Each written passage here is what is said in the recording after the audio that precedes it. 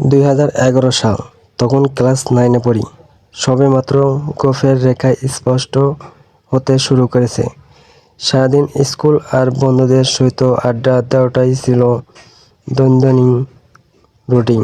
ভালোবাসা কি সেটা নিয়ে তেমন কিউরিসিটি ছিল না। বন্ধুদের অনেকেই দেখতাম প্রেম করে, হাত কাটে, চিরকুট লেখে, ফোনে কথা বলে ইত্যাদি। সেদিন ছিল বুধবার, 7 তারিখ, 10 মাস, 2011 সাল। তাকে আমি প্রথম দেখি আমাদের ক্লাসের সামনে নিম গাছে হেলান দিয়ে দাঁড়িয়ে আছে, আর কার সাথে যেন কথা বলতেছে আর হাসতেছে। আমি লক্ষ্য করলাম, হাসলে ওর বাম গালে অনেক সুন্দর একটা টোল পড়ে, যা আমাকে ওই দিন বেশি মুগ্ধ করেছিল। তারপর থেকে যতই দিন যেতে থাকলো, আমার ততই মেয়েটিকে ভালো লাগতে থাকে। কথাটা আমি আমার সবচেয়ে কাছের বন্ধু বিলাসকে জানাই। বিলাস হয়তো ক্লাসের কারোর সাথে কথাটা শেয়ার করে, আর পরে বিশেষ করে আমার আল আমিন চাচার গার্লফ্রেন্ড, অর্থাৎ যাকে আমি স্যার ম্যাডামদের সামনেই চাচি ডাকতাম, উনি আমাকে বলতেছে যে পছন্দ করো, বলো না কেন। আমি বললাম, কেমন করে বলবো? মেয়ে ক্লাস 6-এ পড়ে, যদি স্যারের কাছে বিচার দেয়। এটা এমনিতেই বললাম। আসলে সবচেয়ে মজার ব্যাপার হচ্ছে, স্যারের কাছে বিচার দিলেও স্যার আমাকে কিছু বলবে না, কারণ তখন আমরাই ছিলাম স্কুলের মাথা, যা বলতাম তাই করতাম। যাই হোক, পরের দিন চাচি আমাকে বলল, আজকে মেয়েকে তোমার কিছু বলতেই হবে। আমি কিছুক্ষণ স্তব্ধ করে পরে বললাম, আচ্ছা বলবো।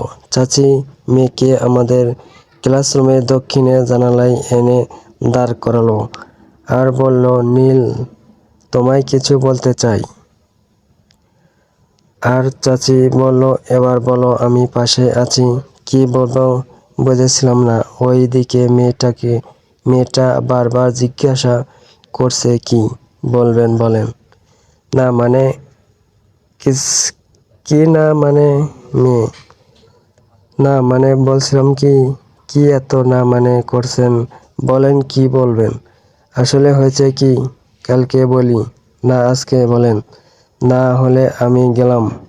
এই শোনো, আমি না তোমাকে খুব পছন্দ করি। একদমই চোখ বন্ধ করে বলে ফেললাম। বলেই সেখান থেকে চলে আসলাম। কিছুক্ষণ পর, এই যে শুনছেন, তাকে দেখি, ওই মেয়েটি। আপনি তো অনেক সুন্দর গান করেন।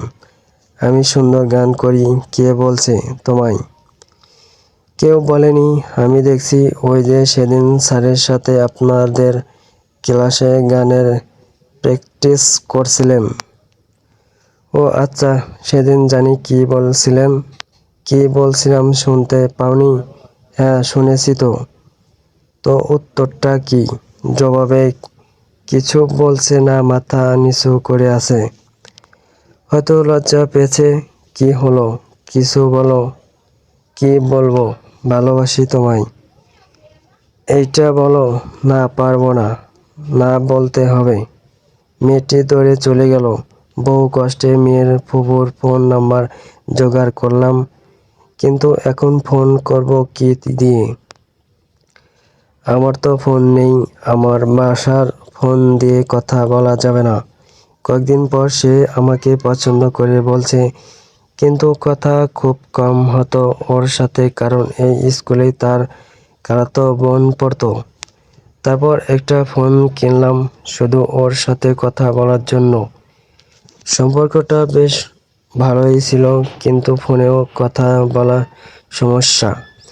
ওর সাথে প্রথম আমার ফোনে কথা হয়েছিল 37 সেকেন্ড, পরে আর একদিন 53 সেকেন্ড। এই 2 দিন প্রতিদিন স্কুল ছুটির পর তাকে বলে আসতাম যাচ্ছি। সেও আমাকে বলেই যেত। এইভাবেই আমি ক্লাস 10-এ উঠলাম, কিন্তু হঠাৎ কি জানি হলো, সে বলল আমার সাথে সম্পর্ক রাখবে না। আমি স্কুলের পেছনে গিয়ে খুব কেঁদেছিলাম। বিলাস আমাকে ওদের ক্লাসে গিয়ে তাকে অনেক বোঝাইছে, কিন্তু লাভ হয়নি। ও আমাকে ডিরেক্ট বলে দিছে আমার সাথে কোনো সম্পর্ক রাখতে চায় না। কিন্তু কেন তা আমি আজও জানি না। আমি বারবার জিজ্ঞাসা করেছিলাম, কেন সম্পর্ক রাখতে চাও না? সে আমাকে কিছু বলেনি। আমার মতো আরও অনেকেই এই প্রশ্নটাই করে থাকেন। কেন ছেড়ে গেলে? আমার কি দোষ ছিল? যারা চলে যায় তারা একটা কথাই বলে যায়, আমি জানি না। কেন এই কথা বলে তারাই জানে, আর উপরওয়ালাই জানে। ধন্যবাদ ভিডিওটি দেখার জন্য।